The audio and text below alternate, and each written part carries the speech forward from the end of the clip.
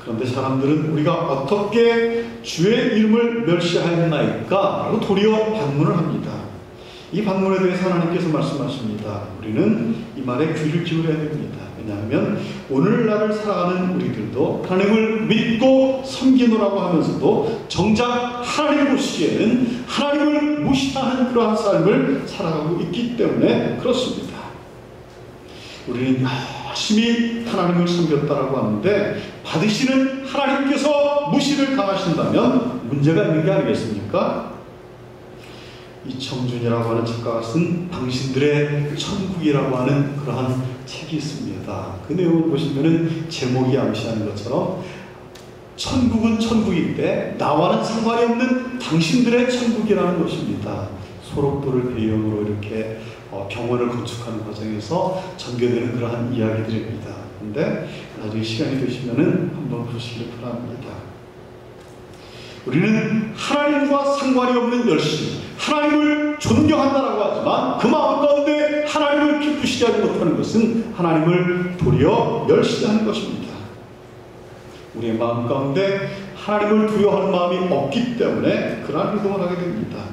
하나님에 대한 두려움이 없으면 세 가지의 현상이 나타납니다. 첫 번째는 하나님을 두려워하지 않는 사람들은 죄와 심판을 두려워하지 않습니다.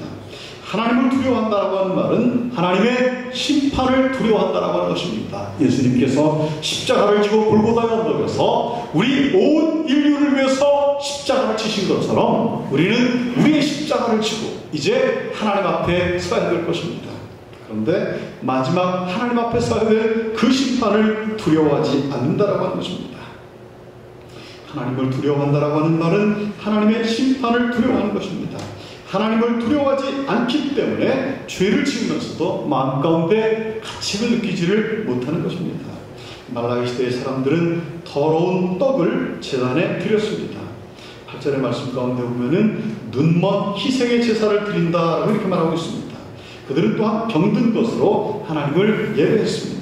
그래서 하나님은 그것을 너희 총독에게 드리라라고 이렇게 말하고 있습니다.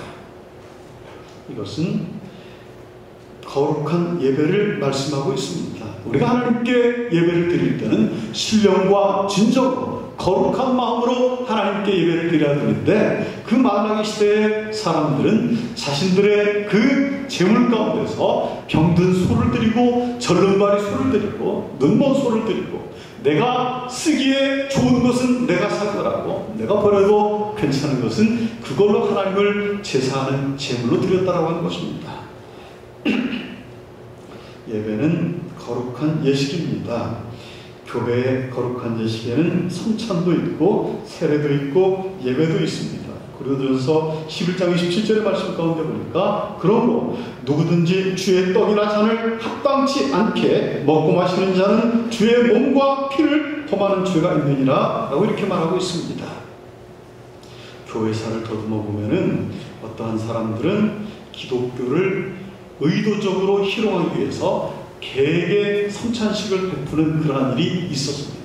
그러니까 예수를 믿는 너희가 성찬을 행하는 것이 개하고 똑같은 수준이라는 거예요. 그래서 개 머리에 대고 축도를 해주고 개에게 포도주를 먹게 하고 그러한 일이 교회사를 보면은 직접 있었다라고 하는 것입니다.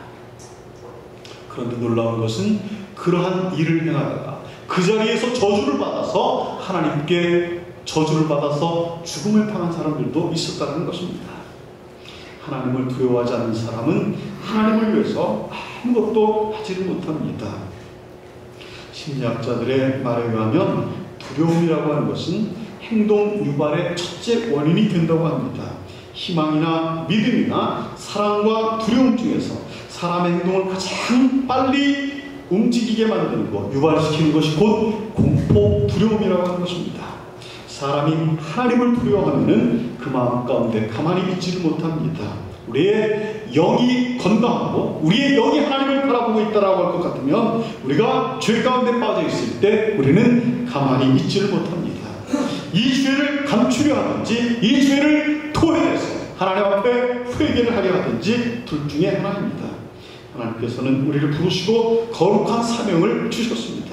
그렇기 때문에 우리는 하나님을 위해서 일할 수 있도록 부름을 받은 일꾼들입니다. 하나님께서 주신 사명을 잘 감당하라고 하나님께서 우리를 부르셨습니다. 요즘 잘 나가는 기독교 서적 가운데 베스트셀러 가운데 보면은 하나님의 대사라고 하는 그런 말이 있습니다. 우리가 마치 우리나라에서 외국의 대사를 파송하듯이 천국의 대사로 우리가 이 땅의 보냄을 받았다라고 하는 것입니다. 그래서 하나님의 나라의 확장을 위해서 하나님이 우리를 쓰시기를 원하고 우리의 재능을 쓰시기를 원하고 우리의 됨됨이와 우리의 인격과 모든 것들을 하나님께서 사용하시기를 원한다라는 말씀인 것입니다.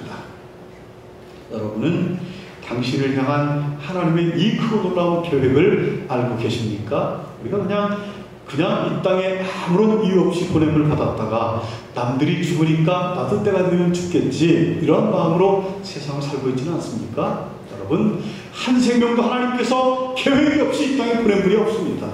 우리를 향한 계획을 우리가 기도 가운데 발견할 수가 있습니다. 영이신 하나님을 영적으로 예배하는 가운데 우리의 사명을 발견할 수가 있습니다. 나를 향하신 하나님의 계획을 발견할 수가 있습니다. 엘리 제사장과 그의 아들들은 하나님께서 맡기신 거룩한 직분을 우습게 생각을 했습니다. 성직을 성스럽게 생각하지 않고 우습게 생각을 했습니다. 하나님께서 주신 거룩한 직분을 발로 짓밟는 사람들은 하나님을 발로 짓밟는 사람들입니다. 이 엘리 제사장의 아들들은 성전에서 하나님께 예배하면서 드리는 그러한 잔에다가 술을 따라서 성전에서 마시고 그러한 죄를 범했다라고 합니다. 하나님을 두려워하지 않는 사람은 사람을 두려워합니다. 23절에서 24절의 말씀 가운데 보니까 참 아이러니컬하지 않습니까? 하나님을 두려워하지 않는 사람은 사람을 두려워합니다. 그런데 하나님을 두려워하는 사람은 사람을 두려워할 필요가 없습니다. 하나님을 두려워하지 않는 사람들은 사람들의 이목을 두려워합니다. 다른 사람들이 나에 대해서 뭐라 말할까? 소문을 두려워합니다. 그러나 사람은 두려워할 존재가 아닙니다. 하나님 한 분만을 두려워하는 저와 여러분들이 되시길 바랍니다.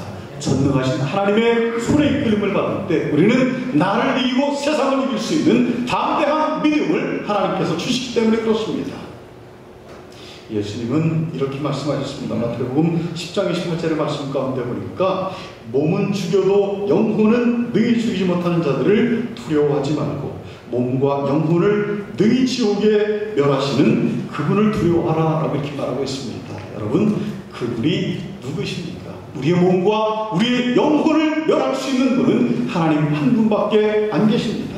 우리는 하나님 한 분만을 경외하는 자들이 되어야 될 줄 믿습니다.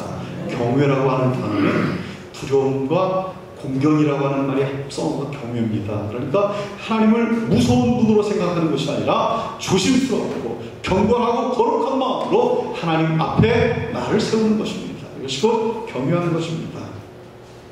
몸과 영혼을 지옥에 멸하실 수 있는 하나님을 두려워함으로 섬겨야 됩니다. 어느 누구도 하나님을 피할 수가 없습니다.